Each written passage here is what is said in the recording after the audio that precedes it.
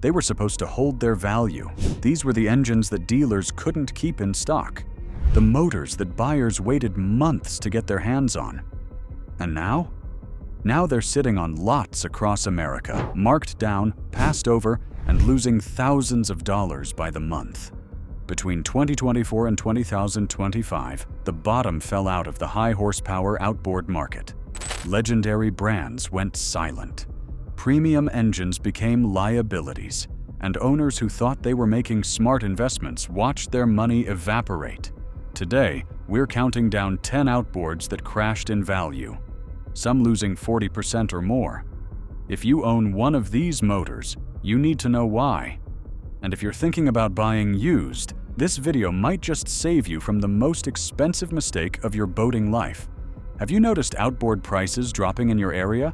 Drop a comment below and tell me what you're seeing. If you find value in videos like this, take a second to hit that subscribe button and share this with a friend who needs to see it before they buy.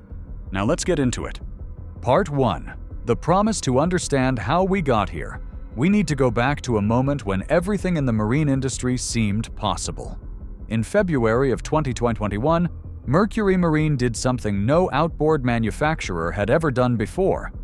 They unveiled a V12 engine, 7.6 liters of naturally aspirated power, producing 600 horsepower from a single outboard.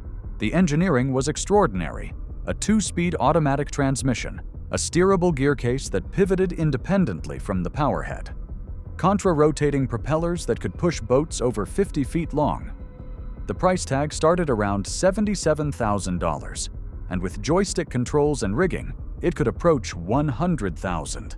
Mercury wasn't alone in the horsepower wars. Seven Marine had already been building supercharged V8 outboards, producing over 600 horsepower, selling for $130,000 or more. Yamaha released their XTO Offshore at 425 horsepower, the most powerful engine they had ever built. Across the industry, the message was clear: bigger was better, and the future belonged to those who built the most powerful machines. And buyers believed it. The timing seemed perfect. The pandemic had transformed recreational boating almost overnight. In 2020, and again in 2021, more than 400,000 first-time boat buyers entered the market. People who had never owned a vessel suddenly wanted one. Families canceled vacations and put that money toward down payments on new boats. Dealers couldn't keep inventory on the floor. Wait lists stretched for months. Some buyers paid above sticker price just to secure a spot in line. The National Marine Manufacturers Association would later report that engines rated at 300 horsepower and above generated over $1.2 billion in value in 2024 alone, representing nearly 35% of the entire outboard market. High horsepower wasn't a niche anymore. It was the center of the industry's growth strategy. But there was a problem hiding beneath all that optimism. The demand that seemed infinite was actually temporary. And the engines that seemed like investments were about to become something else entirely. The first signs of trouble appeared not in sales figures, but in factories going quiet. In May of 2020, Bombardier Recreational Products made an announcement that stunned the boating world. They were discontinuing all Evinrude outboard production, effective immediately. The E-Tech and E-Tech G2 engines, some of the most advanced two-stroke outboards ever built, would no longer be manufactured. BRP's CEO blamed the pandemic, but admitted the business segment had already been facing challenges. After more than a century of Ole Evinrude's legacy, the brand simply stopped. Dealers were left holding inventory that suddenly had no factory behind it. Owners faced an uncertain future for parts and service. The Evinrude service network, once robust, began to thin. Forum posts started appearing from worried owners asking the same question: who would work on their engines now? The resale value of E-Tech motors began a steady decline that has never recovered. Just months later, Volvo Penta made their own shocking announcement. Seven Marine, the company that had built the most powerful outboards on the planet, would cease production on January 1st, 2021. Volvo had only acquired Seven Marine in 2017, promising to expand the brand and integrate it into their global network. Instead, they killed it in the name of sustainability goals. The 627 horsepower supercharged V8, once the ultimate status symbol on any transom, became an orphan overnight. Owners of 7 Marine engines now face a troubling reality. Parts availability grows more uncertain each year. Service expertise is increasingly rare. One owner posting on a boating forum captured the anxiety perfectly. He had quad 627s on his boat and wondered how long before parts would become impossible to find. These discontinued engines became the canaries in the coal mine. They proved that even the most celebrated, most powerful outboards could become liabilities if the manufacturer walked away. Buyers took notice, and a new fear entered the market. The fear of being left behind by the very companies they had trusted. But the discontinued brands were only the beginning of the story. By 2024, the broader marine market had begun to crack under its own weight. Global boat sales dropped 9.1% compared to the previous year. Used boat sales fell even harder, declining more than 12%. Brunswick Corporation, the parent company of Mercury Marine, reported a 23% drop in their propulsion segment during the first quarter. In June of 2024, Mercury announced approximately 300 layoffs at their facilities, citing declining demand. The pandemic boom was officially over. The engines that suffered most were the ones that had promised the most. The Mercury Verado V12, that revolutionary 600 horsepower masterpiece, became a symbol of excess in a contracting market. At over 1,200 pounds, it was too heavy for many boats. Its sophisticated systems required specialized dealer service that not every marina could provide. And at nearly $100,000 fully rigged, finding a buyer for a used V12 became an exercise in patience and price cuts. The Mercury Racing 450R faced different problems. Priced between $54,000 and $64,000, it attracted serious performance boaters who expected flawless reliability. Instead, forums filled with reports of issues. Gear case failures, broken prop shafts, wiring harness problems. One owner documented that his motors had been down for a total of 4 to 5 months within just 13 months of ownership. Mercury acknowledged some issues and released revised components. But the damage to resale confidence was done. The Yamaha XTO 425 struggled with its own reputation. Weighing over 1,000 pounds fully equipped, it was heavy, loud above 4,000 RPM, and thirsty for fuel. Propeller options remained limited. Buyers who had paid premium prices began questioning whether the performance justified the cost. Perhaps the hardest hit were boats purchased during the pandemic peak. First-time owners who bought at inflated prices between 2020 and 2022 now found themselves underwater.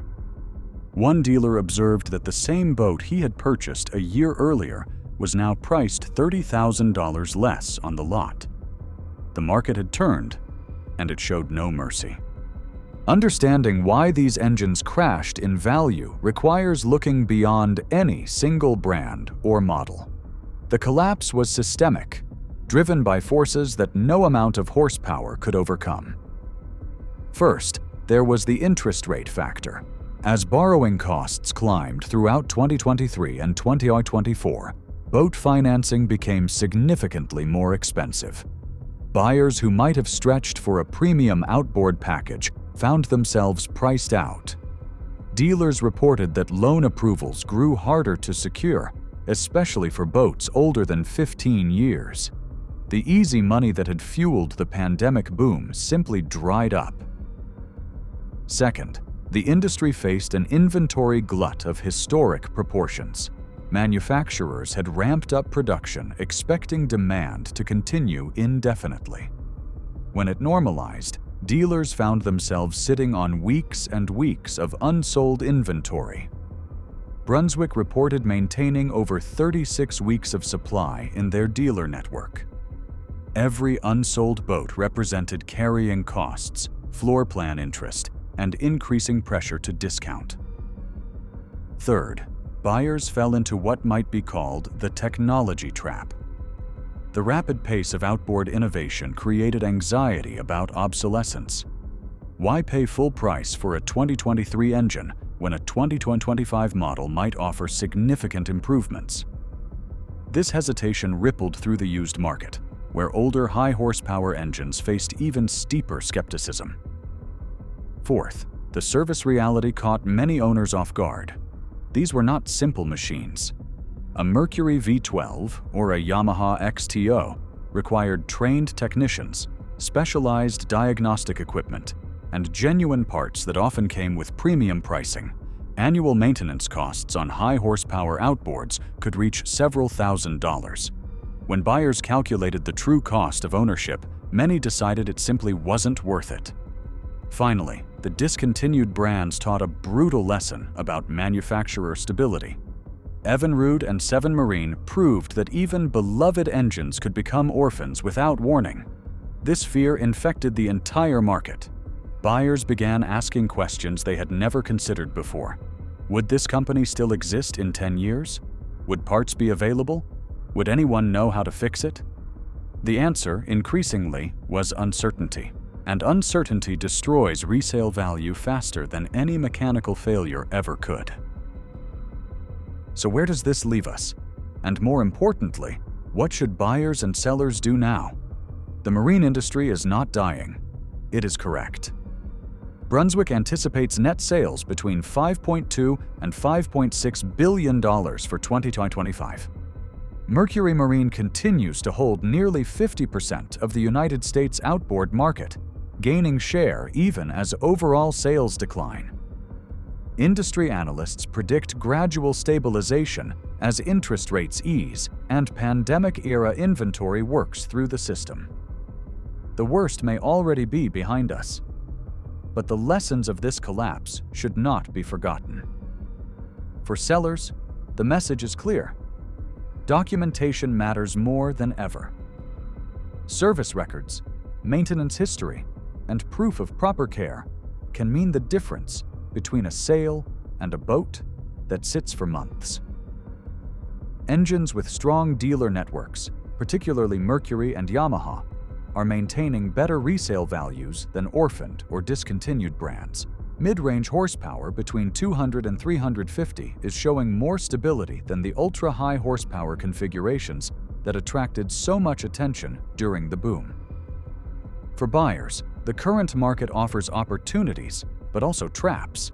A used high-horsepower outboard may look like a bargain at 40% off its original price, but calculate the true ownership cost before signing anything. Parts availability, dealer proximity, service complexity, insurance premiums.